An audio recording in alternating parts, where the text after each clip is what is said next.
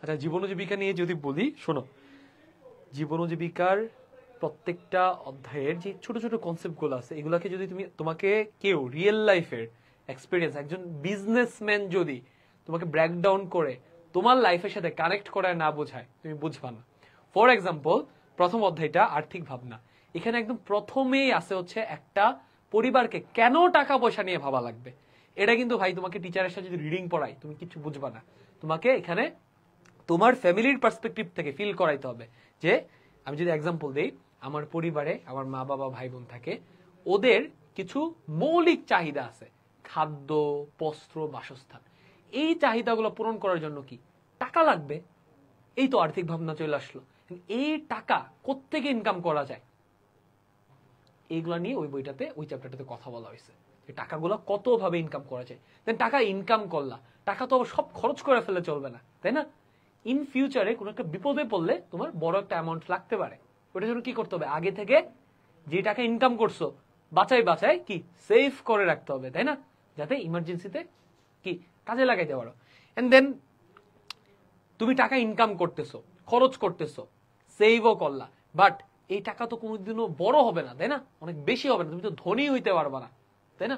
ধনী হওয়ার জন্য টাকা পয়সাকে কি করতে হয়, জমানো টাকার যে অংশটুকু আর্জেন্ট কোনো কাজে লাগতে পারে ওইটা বাদ দিয়ে বাড়তি যেটা জমতেছে এটা ব্যাংকে ফালাই রাখলে কি হয়, টাকার ভ্যালু কমতে থাকে।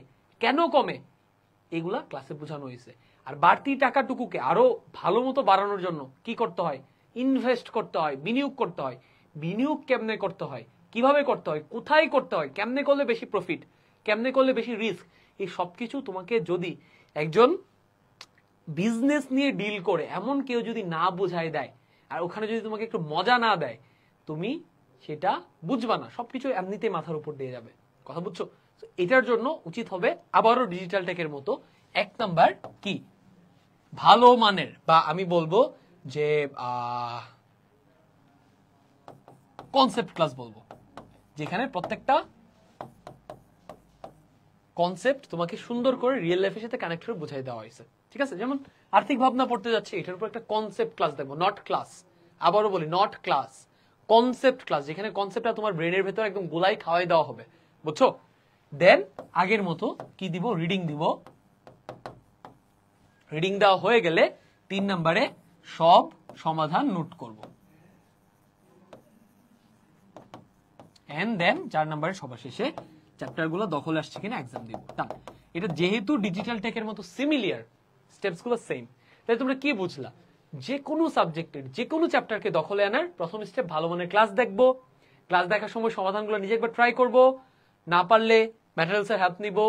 স্টেপ 2, মেইন বই রিডিং দিব। মেইন বই রিডিং দেওয়ার সময় প্রত্যেকটা ম্যাথ কিংবা প্রশ্ন কিংবা একক কাজ, দলগত কাজ, ছক নিজে সলভ করা ট্রাই করব, একটা রাফ একটা সমাধান রেডি করব।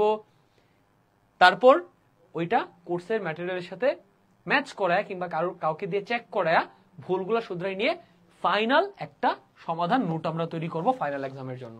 এটা আমরা উইকলি বেসিসে রিভিশন দিয়ে দিয়ে ধরে রাখবো, নয়তো ভুলে যাব। ঠিক আছে? এন্ড ফাইনালি আমরা কি করব, যে চ্যাপ্টারটা শেষ করলাম এটা ভালো করে দখল আসছে কিনা এটা টেস্ট করার জন্য এক্সাম দিব। এক্সাম তো যেখানে সেখানে দিতে পারবো না, তাই না? এরকম অনলাইন একটা কোর্সের ভিতর থেকে এক্সাম দিয়ে ফেলবো। ঠিক আছে? এই হচ্ছে আমাদের ষান্মাসিকের প্রস্তুতির সাবজেক্ট ওয়াইজ প্রিপারেশন গাইডলাইন।